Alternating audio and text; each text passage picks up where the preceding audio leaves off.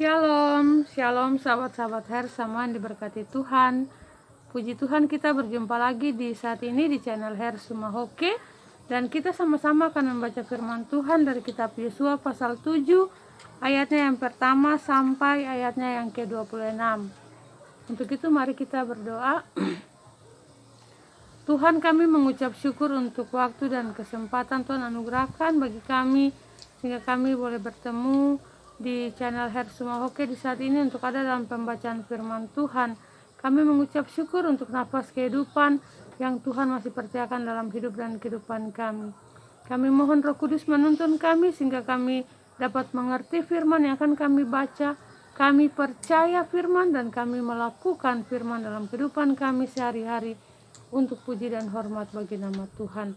Kami mohon ampuni dan kasihanilah keberdosaan kami Bapa. Di dalam nama Yesus Kristus firman yang hidup, Tuhan dan Juru Selamat kami berdoa kepada Bapa di sorga. Sambil kami mengucap syukur, haleluya, amin. Ya, Yosua pasal 7 ayat 1 sampai 26 yang berbunyi demikian. Dosa dan hukuman akan. Tetapi orang Israel berubah setia dengan mengambil barang-barang yang dikhususkan itu karena Akan bin Karmi bin Sabdi bin Sera dari suku Yehuda mengambil sesuatu dari barang-barang yang dikhususkan itu, lalu bangkitlah murka Tuhan terhadap orang Israel. Yosua menyuruh orang dari Yeriko ke Ai yang letaknya ke dekat Bet Awen di sebelah timur Betel dan berkata kepada mereka demikian, pergilah ke sana dan intailah negeri itu. Maka pergilah orang-orang itu ke sana dan mengintai kota Ai.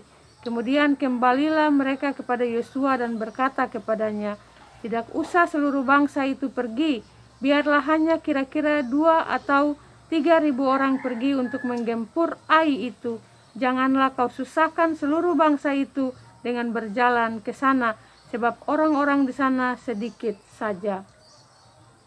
Maka berangkatlah kira-kira 3.000 orang dari bangsa itu ke sana, tetapi mereka melarikan diri di depan orang-orang Ai, sebab orang-orang Ai menewaskan kira-kira 36 orang dari mereka. Orang-orang Israel itu dikejar dari depan pintu gerbang kota itu sampai ke Shebarim dan dipukul kalah di lereng. Lalu tawarlah hati bangsa itu amat sangat. Yosua pun mengoyakkan jubahnya dan sujudlah ia dengan mukanya sampai ke tanah di depan tabut Tuhan hingga petang bersama dengan para tua-tua orang Israel sambil menaburkan debu di atas kepalanya. Dan berkatalah Yosua, Tuhanku Allah, mengapa engkau menyuruh bangsa ini menyeberangi sungai Yordan supaya kami diserahkan kepada orang Amori untuk dibinasakan? Lebih baik kalau kami putuskan tadinya untuk tinggal di seberang sungai Yordan itu. Oh Tuhan, apakah yang akan kukatakan setelah orang Israel lari membelakangi musuhnya? Apabila hal itu terdengar oleh orang Kanaan dan seluruh penduduk negeri ini, maka mereka akan mengepung kami dan melenyapkan nama kami dari bumi ini. Dan apakah yang akan kau lakukan untuk memulihkan namamu yang besar itu? Lalu berfirmanlah Tuhan kepada Yosua, bangunlah, mengapa engkau sujud demikian? Orang Israel telah berbuat dosa, mereka melanggar perjanjianku yang kuperintahkan kepada mereka. Mereka mengambil sesuatu dari barang-barang yang dikhususkan itu, mereka mencurinya, mereka menyembunyikannya dan mereka menaruhnya di atas barang-barangnya. Sebab itu orang Israel tidak dapat bertahan menghadapi musuhnya. Mereka membelakangi musuhnya sebab mereka itu pun dikhususkan untuk ditumpas. Aku tidak akan menyertai kamu lagi jika barang-barang yang dikhususkan itu tidak kamu punahkan dari tengah-tengahmu. Bangunlah, kuduskanlah bangsa itu dan katakan, kuduskanlah dirimu untuk esok hari sebab demikianlah firman Tuhan Allah Israel. Hai orang Israel, ada barang-barang yang dikhususkan di tengah-tengahmu.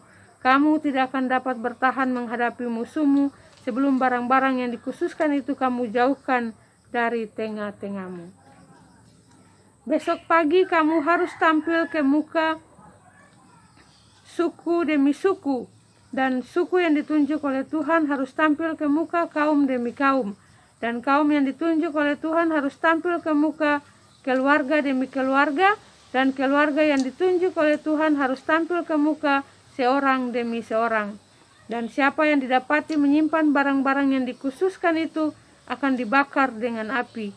Ia dan segala sesuatu yang ada padanya, sebab ia telah melanggar perjanjian Tuhan dan berbuat noda di antara orang Israel. Keesokan harinya bangunlah Yosua pagi-pagi, lalu menyuruh orang Israel tampil ke muka suku demi suku, maka didapatilah suku Yehuda. Ketika disuruhnya tampil ke muka kaum Yehuda, maka didapatinya kaum Sera. Ketika disuruhnya tampil ke muka kaum Sera, seorang demi seorang, maka didapatinya Sabdi.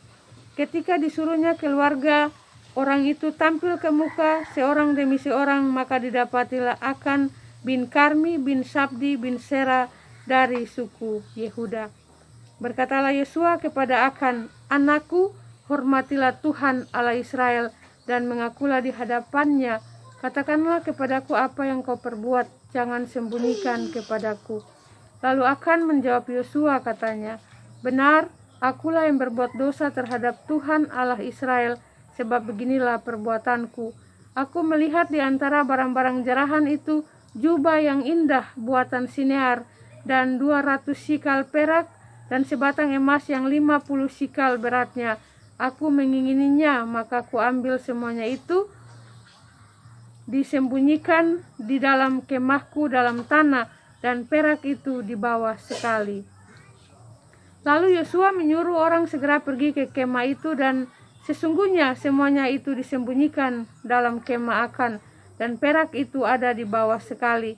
Maka mereka mengambil semuanya itu dari dalam kemah, lalu membawanya kepada Yosua dan kepada semua orang Israel, dan mencurahkannya di hadapan Tuhan. Kemudian Yosua beserta seluruh Israel mengambil Akan bin Sera dan perak, jubah dan emas sebatang itu, anak-anaknya yang laki-laki dan perempuan, lembunya, keledainya dan kambing dombanya, kemahnya dan segala kepunyaannya. Lalu semuanya itu dibawa ke lembah Akor.